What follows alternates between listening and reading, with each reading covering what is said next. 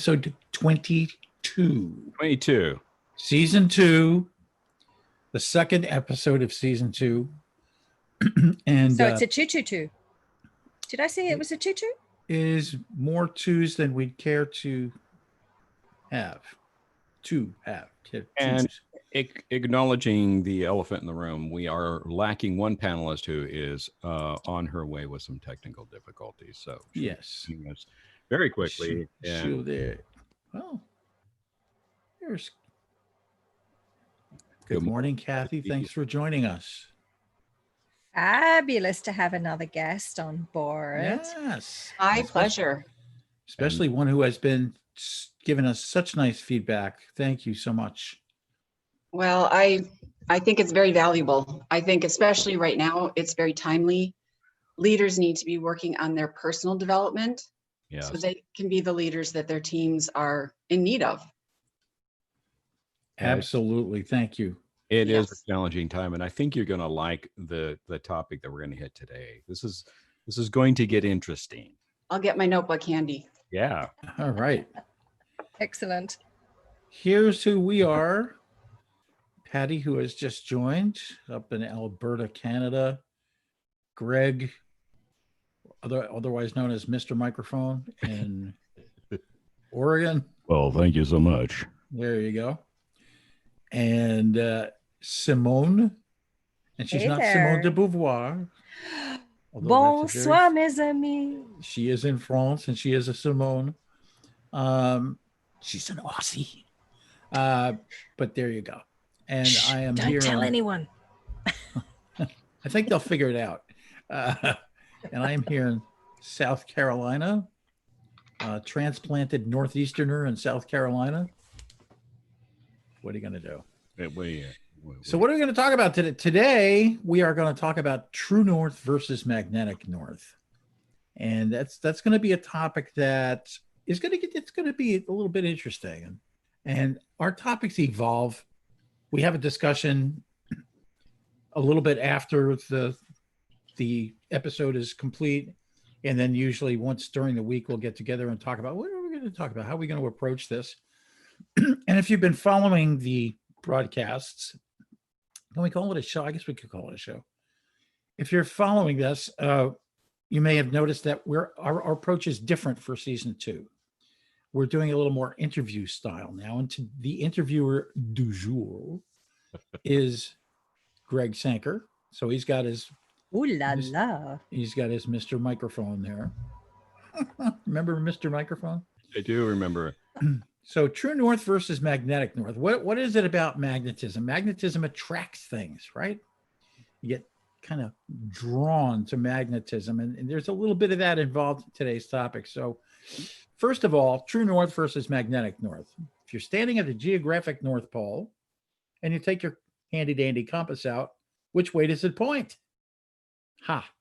It points south, actually, or southwest, depending on where you are in the world. It will point toward somewhere near Ellesmere Island. And it's because of the way that magnetic systems of the Earth work. Magnetic North and True North, the absolute top of the world, are in slightly different places. So even if you're at the North Pole, you might be getting sucked toward that magnetic north. So we're going to talk a little bit about things that pull us off course today. And we'll get to that little quadrant in a little bit. But Greg, why don't I hand it over to you and let the interviewing begin? Well, so let's talk a little bit more about True North and Magnetic North, because that becomes, I mean, at this point, that's just like, yeah, we get it. That's an interesting thing.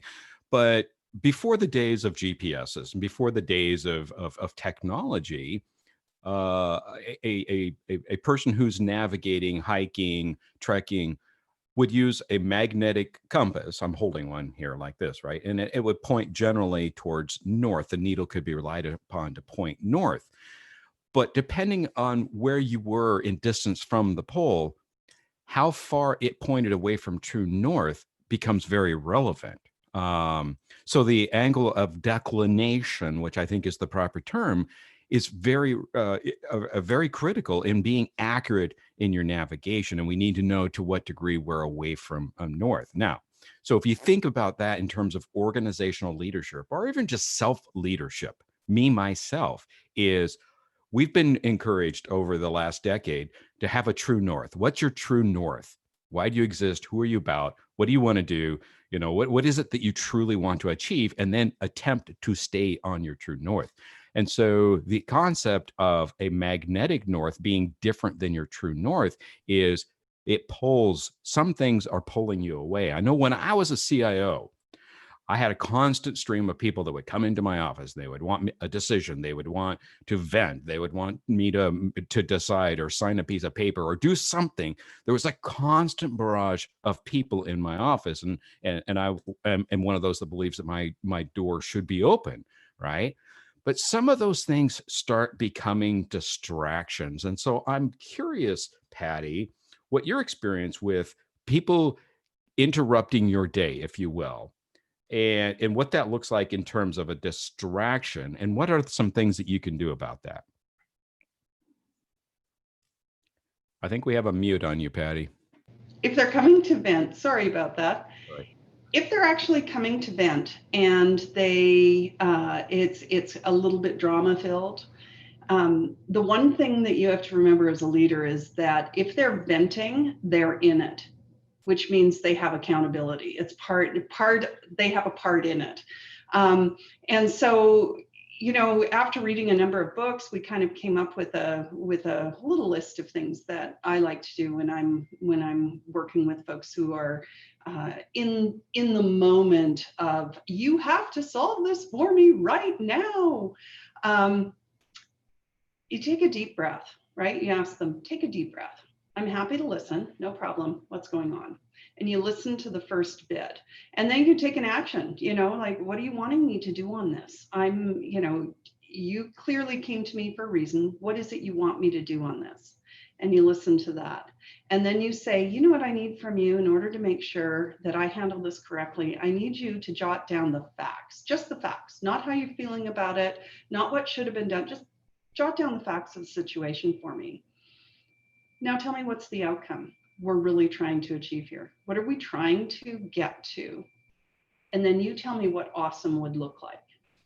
So is that a conversation that actually happens in your office? Because some of those, if you just talk about them here on our show, it sounds somewhat confrontational. So how does that work in reality? How do you have that conversation? You've got to be able to understand that you as a leader, if you're not going to deal with some of these little pieces in kind of a hard and tough way, they're coming to you because they think you have the power and the authority to do something. And so your role then is to say, okay, I'm going to take that power you just handed me, and I'm actually going to hand it back to you. And when you say, what is the outcome? What would awesome look like? You get them to describe how they think it should have gone down. And if they think it should have gone down a certain way, you say, how much of that awesome can you put in place if you had no help? Yeah, I know, Simone, you have some ways that you deal with drama. Weigh in on that while we're talking. Yeah, well, I love what Patty has. I always love Patty's formulas. I think they're fabulous to work with. They're like these mini recipes I can just pull out of a hat. It's like, yeah, let's cook that one up. $10 is 90% of people taking notes while we're talking are writing down the 3 or 4 or 6 points that exactly guarantee it. And the reason is because it gives me something practical to take away. Those are some things that I want to think about. Yeah. So I think one of the key things for me leads on for that, because as Patty said, they're already in the drama. In other words, they are a character in the story. They are engaged in that emotion. They are engaged in creating that atmosphere, that story, and all of a sudden they're trying to drag you into that. They want you to be a character as part of this storyline, and that is not always our place. So one of the key things that I really work a lot on, and I ask them straight away, is is this a work thing, or is this a personal issue? I just want to clarify that before we continue with the conversation. And there are two key things when you ask them a question like that, because I'm happy to listen. But, do you want me to actually do something with this, or are you just debriefing right now and just want to let some things go? And I think this is a really critical thing to ask, because we're not trained psychologists and that sort of thing. We're managers and team leaders, and we're looking after people, but we are not part of doing that for them. However, we have to manage that situation while they're in that drama. So, and the second thing, by asking them that question and putting the hand up a little bit and just say, okay, hang on, just let me check in with you for a moment here on if this is personal or to do with work.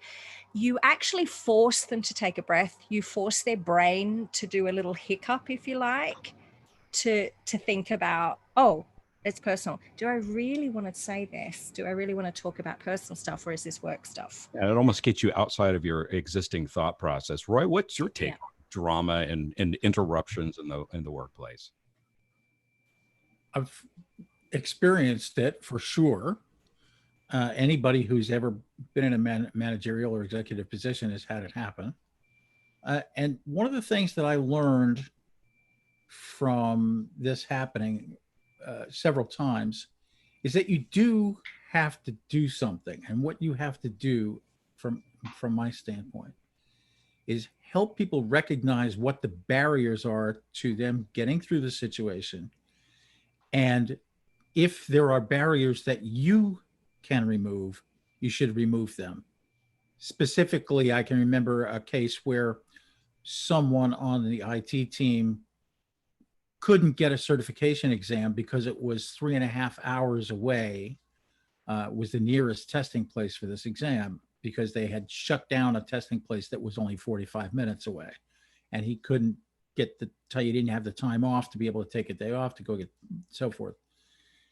So one of the things I could do was try to remove that barrier to help him figure out where he could take the test, how he could take the test. And I knew a couple of people that worked for the testing company, and I managed to go kind of around through the back door and help him get a testing slot at a nearby college. So I could do that, which he couldn't do because it was my connection. But he had to recognize that he was putting barriers in his own way by saying, I'm not going to get certified because I can't take the test, because I can't take the time off, because I can't take my, you know what I mean? One barrier after the other. And if you can help get those barriers out of the way, that's a huge thing that a leader can do. Make them recognize what the barriers are and then help them get rid of them. Yeah, I like that. So one of the things that I think that we eventually have to face is as people of influence, as people that are involved in our organizations at various levels of leadership, is sooner or later we have to face the reality that in some cases the barriers, the obstacles, the drama is somewhat derivative of our actions or our inactions. And so as leaders, Simone, what is our role in being proactive for and taking ownership for those things that we do or don't do that create, I don't want to stay on drama, because not just because somebody is concerned about something doesn't mean they're experiencing drama. It could mean I have a barrier to achieving the goal that you want me to achieve, and I am unable to resolve it. Yeah, I think that's a really important thing. Part of it, the very first thing that is really critical is, active listening turns into what we call empathic listening. We need to actually move beyond just the words that they're saying to us, and asking them, well, what are you feeling about this? Where is this going for you? Why are you finding this a barrier? Actually asking the questions, something I've said in other episodes, you question everything, because that's actually how we start drawing out a lot of the information we need in order to progress the conversation further. So one of the things is not to, I guess it's very personal for them, because they're feeling inadequate in some way when they can't solve something. They've come to you to help them. But one of the best ways in which we can help them is to increase the way they see things, their perspective, ask them questions about what have you already tried, what resources have you tried to engage. And then if we find that there is a gap, then we can fill that gap. You know, we can actually give them direction to the other resources, or very importantly, depending on what that barrier is, because if there is some kind of legal or managerial policy barrier, then we must take that on board and move forward with what that might be. So, so that's the basics. Quick role play. I'm going to turn on Patty because I love to do that. Patty, I'm in your office and I'm really frustrated. And here's the thing is I can't get my job done. Remember that thing we talked about last week? You said, I need this done. I need it done by Friday. It's Friday. And you know why I haven't been able to do it? Because you didn't do the thing that you said that you were going to do. It's your fault. And I'm frustrated. I'm going to look like a fool because you haven't done what you do. Go, Patty. Oh, whoa. Thanks, Greg. Listen, I didn't really get to finish kind of what I was trying to say before when I talked about the venting. The venting is two forms of accountability. Everyone in it is accountable. So really, ultimately, it's about accountability, transparency, and prioritizing. And if you as a leader have not prioritized for them and helped them with that prioritization, then, you know, for instance, I'll give you an example. I worked for a company at one time that Spain would ask us, headquarters in Spain would ask us, could you please provide a big report for me that's all about XYZ? And everybody in the building, every time that happened, would go, oh my God, we have to stop everything we're doing and do this ridiculous report that means nothing. And really, it's about taking a step back and saying, okay, listen, I need to help you prioritize this. As your leader, if you've been asked to do something over and above what you think you can manage or handle, it's my job then to turn around and say, okay, yes, we need it. Tell me when you think you can get it to me and what I have to take out of the way for you to do that. If you haven't done that, like, let's look at the list of causes of drama: inauthentic leadership, lack of consistency to problem solving, persistent confusion as to whether something's fair or unfair, lack of transparency, increased division. You know, all of those are basically leadership issues. Right? Yeah. People misunderstand the expectation that is put upon them. So if you look at the drama that they come to you with, they're asking you to solve something, but you have to first ask them to solve their part in it. They have to be accountable for that. Most people are pointing outward when they're venting. They're deep in it. They have to do their part. You as a leader, though, you have to say when you'll get back to them, how you'll get back to them, and what you're willing to do. And if you make that promise and you don't follow through, the only thing you can say when somebody storms in your office says you didn't do it is, you're right, I screwed up. Only if you actually did screw up, though. Well, yes, for sure, of course. Don't so admit yeah, and I think, yeah, exactly. I think there's this for me that just at this juncture there is a point that this is a collaboration as well. So yes, there is a leader and yes, there is a manager role that takes place because there's a certain responsibilities there. But I do think very often, and sometimes we have to remind our employees it's very important that we are employees too. So this is actually a collaboration that we're on. This is something that we can do together. I have certain abilities and certain authority levels and certain things that I can do in regards to this issue. And then these are the things that you have, your role and your activities and the things that you can do.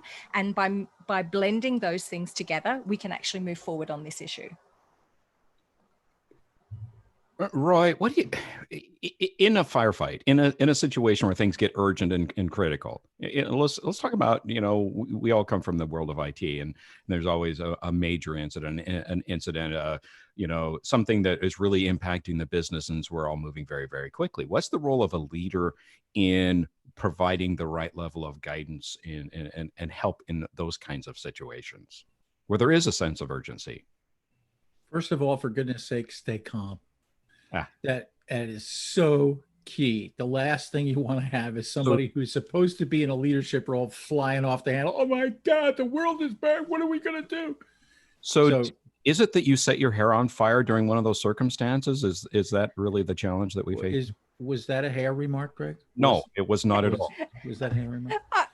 But Roy, but hang on, in the history of Stay Calm, has anyone ever stayed calm by telling them, please stay calm? I know that's it. You don't ever tell anybody to stay calm. No, what you do is stay calm.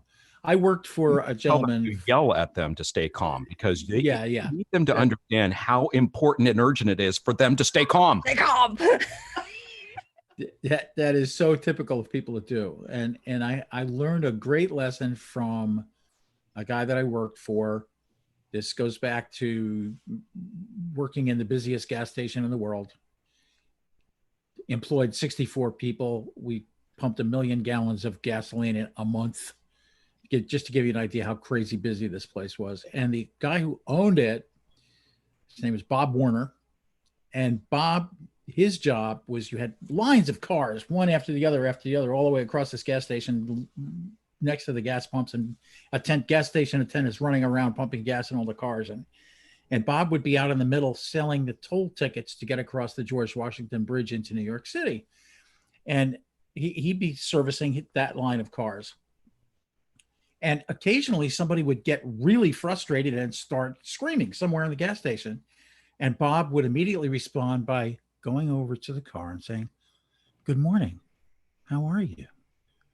And the louder they got, the calmer Bob got.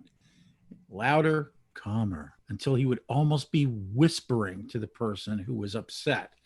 And I think that was such a great technique to use. So when you have that hair on fire reaction, one of the things that you demonstrate that you're calm, you keep focused on what you need to do and make sure that other people around you are embracing the calm.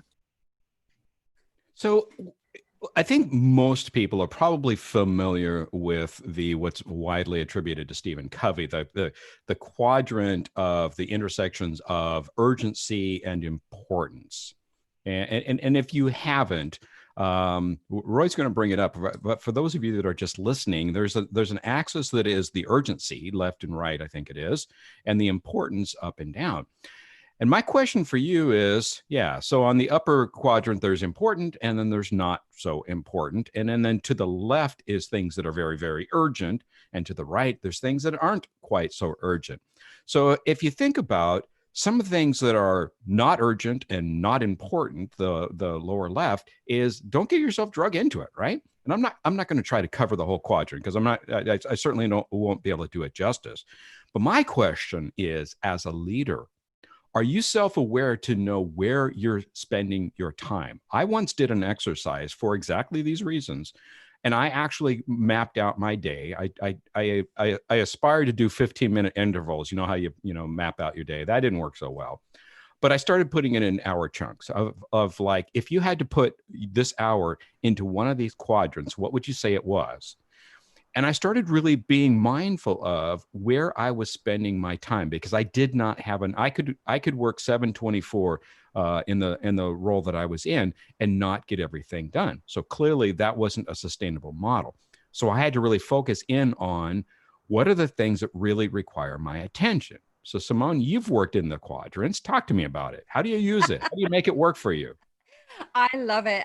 It's really funny because I've always known it as the 4 Ds. So it's always been, delegate it, delete it, delegate it, defer it, or do it. The do it choice was always sort of a bit last, because the delete it was, is this important enough to do or not to do? Full stop. And if it didn't relate, if it had no relevance at all. And in secretarial terms, because I used to be an executive secretary at one point in my life, we used to call that file 13, which was actually the bin. So it was like, delete it, file 13, gone. The next one for me in delegating it, now there'll be a few people on this call that will recognize this. I think I'm over it, but maybe I'm still a recovering perfectionist.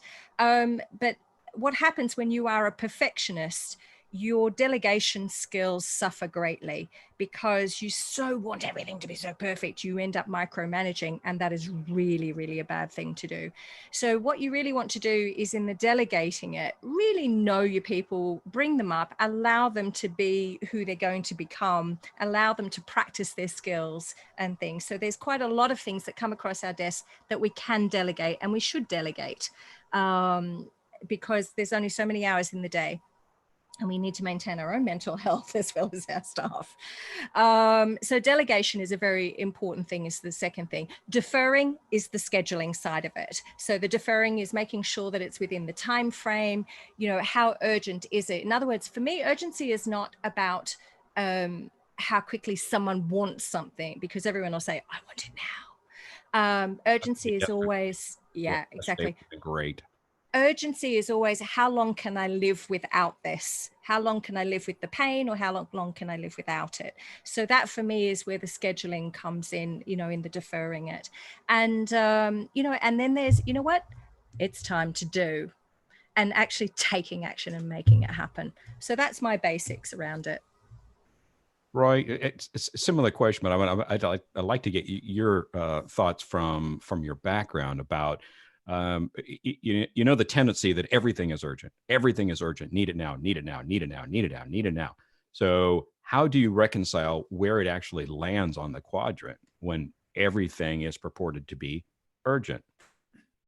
Well, there's a fair amount of sorting to do, but my personal rule is, if it's going to take me 2 minutes or less, do it now. Don't defer it. Don't delete it. Just do it. If it's responding to an email, just do it. Now, don't get buried in that stuff. And that's the key trick, is try to be mindful of, well, if I've got 2 emails that I have to respond to, but this one, I really don't need to respond to that until tomorrow, fine. But do it now if it's going to take 2 minutes or less.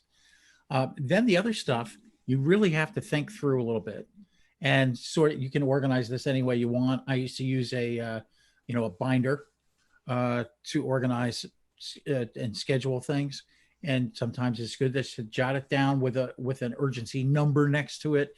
And let's face it, in IT, especially in my end of the woods, which is service desk and support, we're really good at doing the urgent and important stuff, and prioritizing our work based on what's the impact and what's the urgency. So you have to learn to do that for yourself. And it's not intense work, but it's work that needs to happen. So Patty, let's turn to the kind of things that you know that you should be doing: personal development, brand, career development, those kind of things that, you know, on any given day, you can always say, I'll do it tomorrow. I'm really busy today. But over time, not investing in those things that might be considered important, but right now it's not the most urgent thing, and putting them in the backlog and never getting to them are now impacting your effectiveness, your professional success, and your ability to be the leader that your organization needs you to be. So where is that balance where you say, hey, look, I'm so busy putting out fires, urgent and important, that I never get to anything else on the quadrant that I need to do to be a whole me? Not hearing you. And I keep doing this because I've got a guy. I keep going on mute because I got a guy with no muffler who keeps starting his car. The realities of modern life, folks, right there. So hey, actually, you just used a perfect example. Sometimes we need a muffler. So let's look at our title today, though. True North versus Magnetic North, right? True North is that question we keep reminding people of, that we have reminded over time of our journey, right? Who do I want to be when I get there? I don't know where I'm going completely, but I know who I want to be when I get there. And that's your responsibility. Upskilling and reskilling is your job, your career job. No organization's going to do that for you. And you can sit in your chair and say, hey, they never let me go anywhere, all you want, but unless you're doing the work yourself. So when you combine that with the reasons for distractions, I did a When we were doing this, I did a quick little Google search, and lifehack.org had a little list of distractions: chatty coworkers, office noise, email consumption, smartphone usage, social media. Meetings fell on number 6, and then multitasking. So if you take a look at the reasons for your distractions in the day, one of the tricks we always do in time management with our folks is both that Stephen Covey quadrant that you've shown, and we ask them to block their time into their calendar. So 15-minute increments of things that are important to you. And if you are doing personal development, if you are doing leadership development, if your company offers it, then it's going to be booked. But if you are responsible for your own leadership development, then you've got to book it into your time. So how does that work in real life? So full disclosure, one of the things that I did in my role as the CIO, one of the things that I did was I actually turned my dry erase board into a Kanban board. And anything came up that wasn't literally a 2-minute, let's get it done, thanks, Roy. Anything that was like that, I forced myself to write it on a Post-it, and I tried to attempt to put it in some kind of a quadrant of what relative importance does this have, and I put it on my board. And I would walk over to the board and I would say, that needs to be done. I'm going to do that in the next hour. And I would put it on my monitor and I'd be working it. And I would kind of track my progress. So that's one approach. It happens to be a fairly analytical approach, which matches me quite well. But how do we do that? What are some practical things that I can do? Like, okay, I listened to you guys. Now I'm done with the podcast, and now I'm back to my day job, and I'm facing reality. What do I do? How am I different because of listening here? Patty, let's start with you. All righty. I love picking on Patty. So I want you to look at this in terms of, do you brush your teeth every day? And let's keep it that simple. Do you brush your teeth every day? Of course. You probably do it in the morning. You probably do it at night. You might not do it at noon, but definitely you do not want to wake up in the morning having not brushed your teeth the night before. It's about self-care, and it's about self-attention and prioritization. It's the same with anyone who says, I have no time for exercise. Well, no, you're not making time.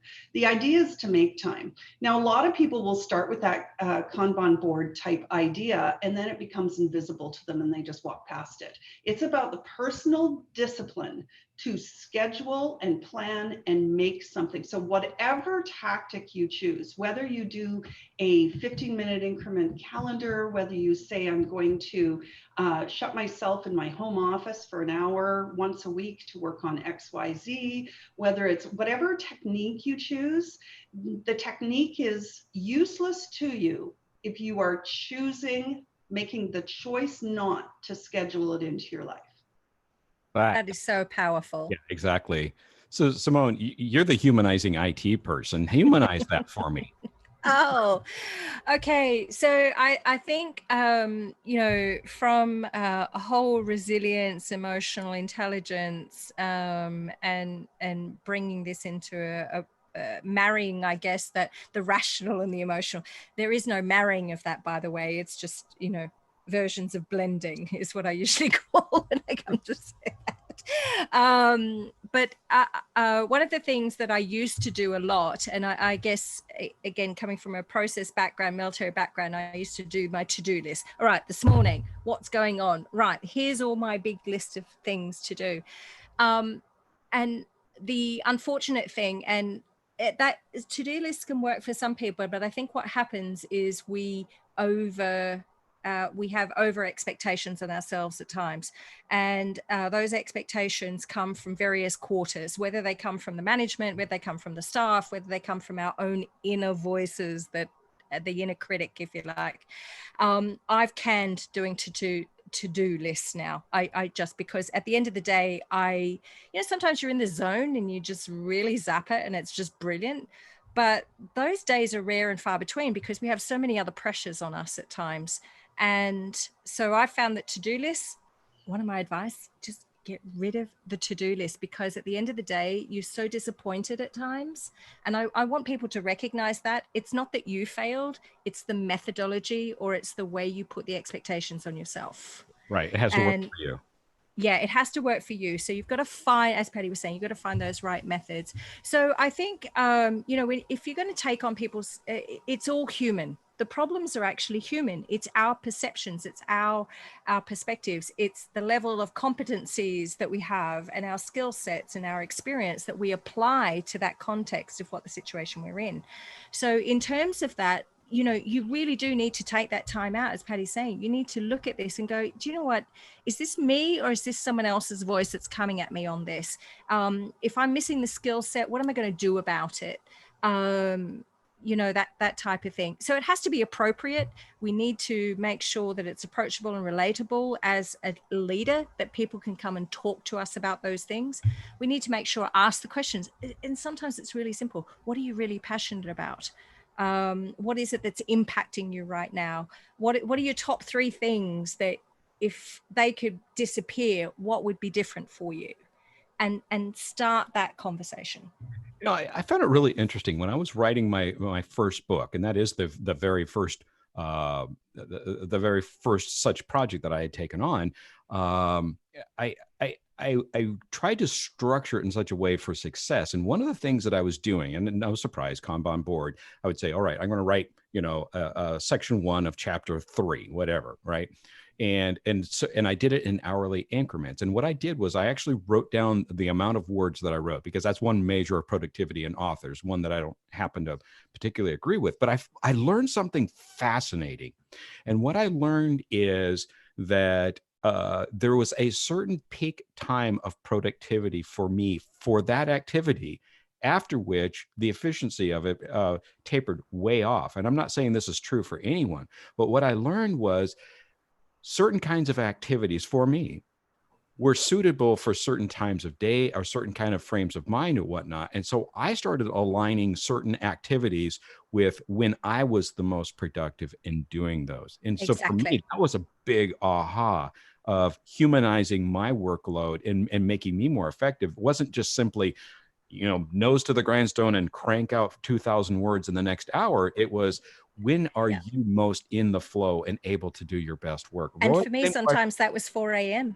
Yeah, exactly. and that does happen. And I love waking up in the middle of the night and you can't let it go. So you just go, start working. May as well just get up and start writing. Yeah, Roy, same question. You're on mute.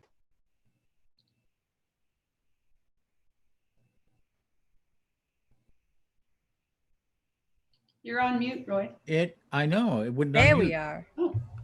Oh. Sorry about that. I think it's, and here, this goes back to leadership. It's incredibly important to realize when you're most productive and to optimize your day in that regard. It's also a really good thing to understand the people who work with and for you. They have different cycles. And I knew a guy years ago, he had a very high level job at a big company, and he was not a morning guy at all. And so he would get to the office at 10:30 in the morning. And he said this, he said, look, I'm not a morning guy. I recognize that. You might have a different type of schedule, but here's the thing. I don't expect much out of myself before noon, but between noon and the time I leave, I get my job done. And that's what I expect from you. Whatever time you start, I really don't care. Whatever time you leave, I really don't care, but get your job done while you're here. And so that's really key. And I think that, people work on different schedules, especially now. Just think about now when there's homeschooling, there's childcare, there's elder care, there's all of these things that are packed into people's day because of the situation in which we find ourselves, where offices are closed, people can't go to some physical place. And it's really important to understand that flexibility of schedule.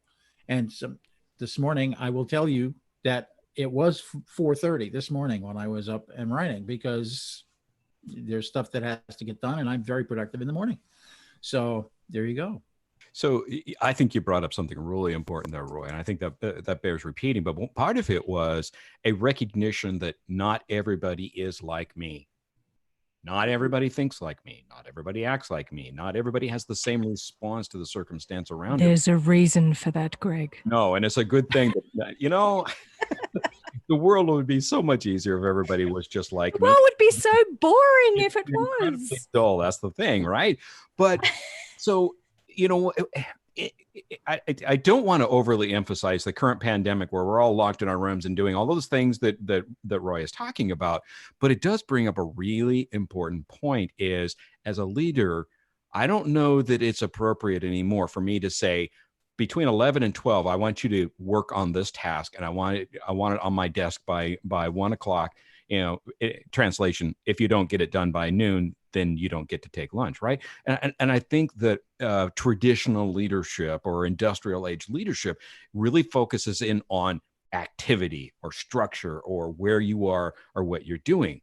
Patty, how do leaders focus on outcomes more than activity? So performance does not equal attendance.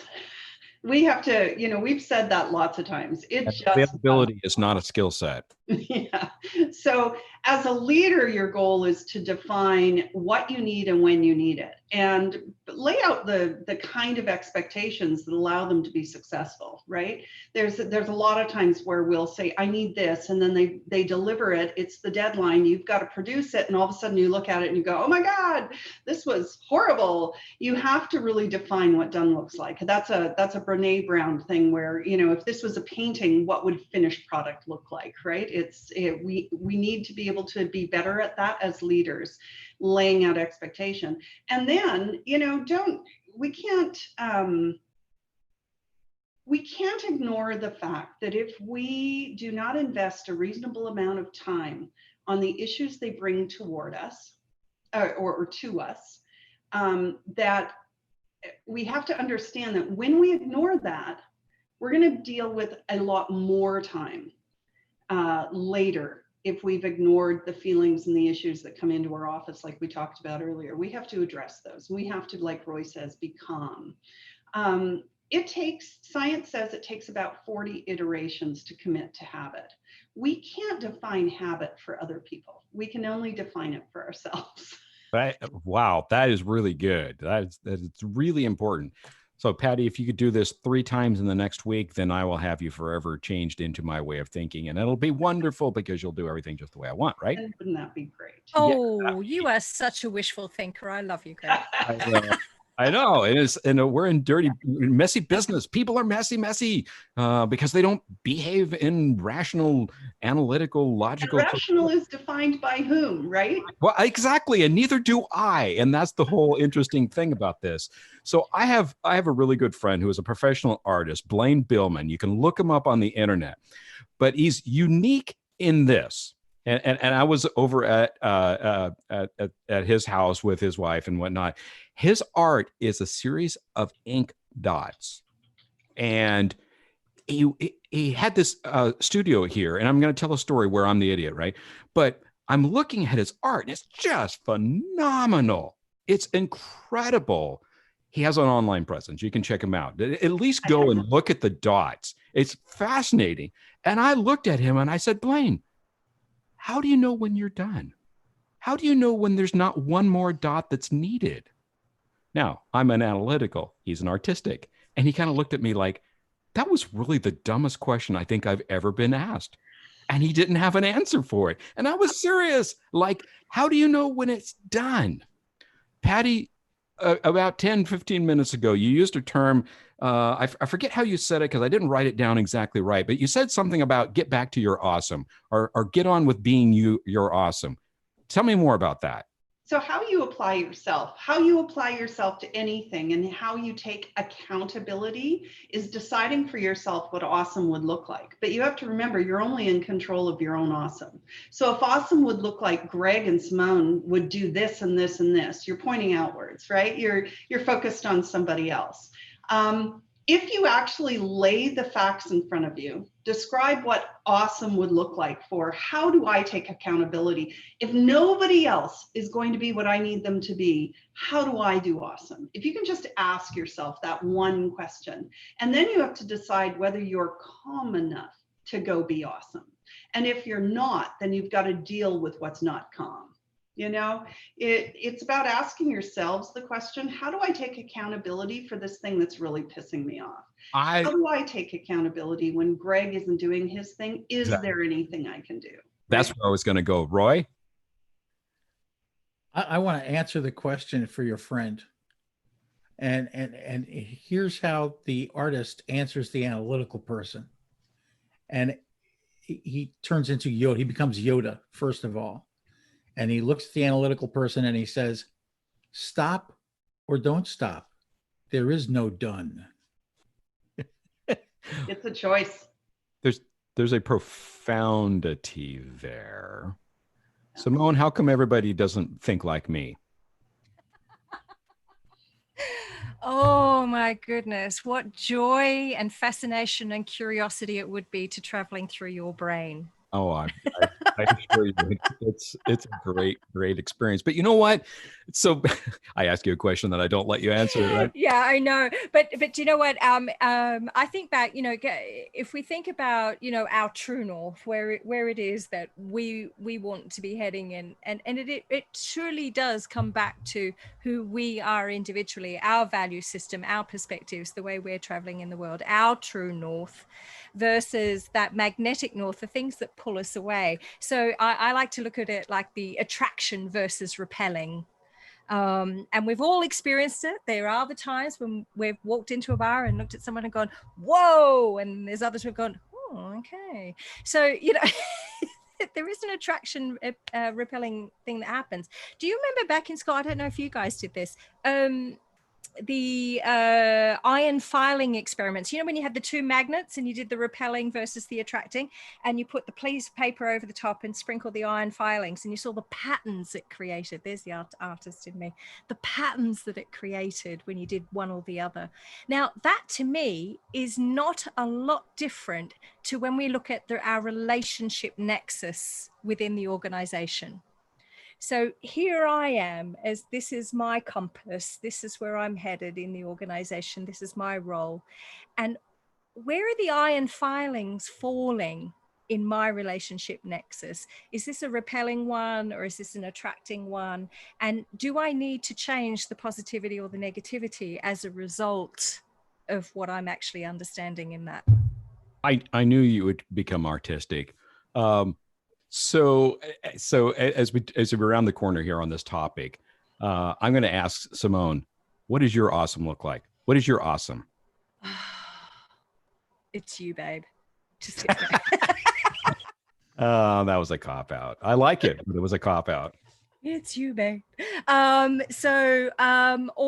And one of the things, and I do ask this because in all my workshops and the people I work with, whether that be individually or in groups, and we do talk about, I specifically use the word awesome because culturally, emotionally, experience-wise, it means so many different things to different people. And I'll say, what does awesome mean to you? And someone say, oh yeah, you know, it's something really nice. And someone say, it's really cool. Or it's like, yeah, it's up here.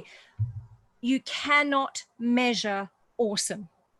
There is no graph, there is no measurement of awesome because it is so personalized, it's so individualized. And so if you want to say what's awesome to someone, you have to allow them to express that in their own way, whatever their descriptions are, and then translate that, if you like, or relate that to what that means in their role, in their work, because there is no measurement for awesome. But I tell you what, if you can tap into that person's awesome, wow, that you are just going to rock it to the top. Nice. Roy, what's your awesome? My awesome is when the ducks somehow find themselves in a row with me watching and wondering how they got there. I'm constantly fascinated by things that can somehow self-organize through me. I'm more an instrument than a doer, I guess. And so I say, hello, ducks. Thank you for being awesome. Nice. Patty, what's your awesome? It's when you do both. Like I love what Simone said, and I love what Roy said. But for me, it's recognizing that as a leader, you have to take a step back from feeling like you need to control something, because humans cannot be controlled. They come with their own vulnerabilities, their authenticity, their philosophy and how they approach life. And I think if you can allow someone to fly their freak flag, you are actually creating awesome. You're like Roy said, if you're willing to stand back enough to allow them to put those ducks in a row, that's when you're creating awesome. That's awesome for me. I love that. Awesome. So this is a really bold move on my part, because we have a guest who's not part of the panel. Kathy is here with us today. And since I'm in the driver's seat, I'm going to ask Kathy, if you don't mind coming off of mute, tell me what your awesome is. Can you hear me? I can hear you. Awesome. Wonderful. Awesome to me is watching my employees or people I work with in life, watching them grow.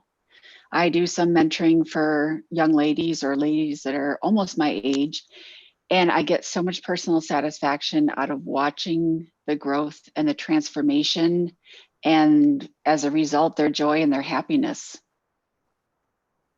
I love that. Thank you. That is awesome. So I guess I get to answer the question, and I'm going to borrow your material, Kathy, because that for me, I focus a lot in my speaking, my writing about excellence. And in fact, if you look at my LinkedIn profile, I say I inspire excellence, or I empower people to excellence, because for me, when other people succeed, when I've had some small part of moving people forward, encouraging people, and one of the things that I focus on is you can be awesome. You can be excellent. Let me tell you that you can be far more excellent than you possibly think that you can. And there's so many voices in this world that tell you, no, you're not good enough. You're not powerful enough. You're not educated enough. You're not smart enough. I'm here to tell you, you can be awesome. Roy? I'm not taking away from what you said, Greg. You just brought to mind the Saturday Night Live, I'm good enough, I'm smart enough, and doggone it, people like me. Bob Wiley, I feel good, I feel great, I feel wonderful. There you go. You can name the reference in your spare time. There you are. I almost feel like we're supposed to have a song ending after that, some sort of song and dance act coming up. Right. No, it's drama from here on in. Yeah, it's totally drama. We just start yelling at each other, and anyway. Would you guys just calm down? Really? Just do that. So I am calm. Can't you see that? No, calm down. This is a great discussion. Thank you, Greg, for being our fearless interviewer today. Absolutely my pleasure, as you can tell. And thank you for joining us, Kathy, and being willing to come on and join the conversation.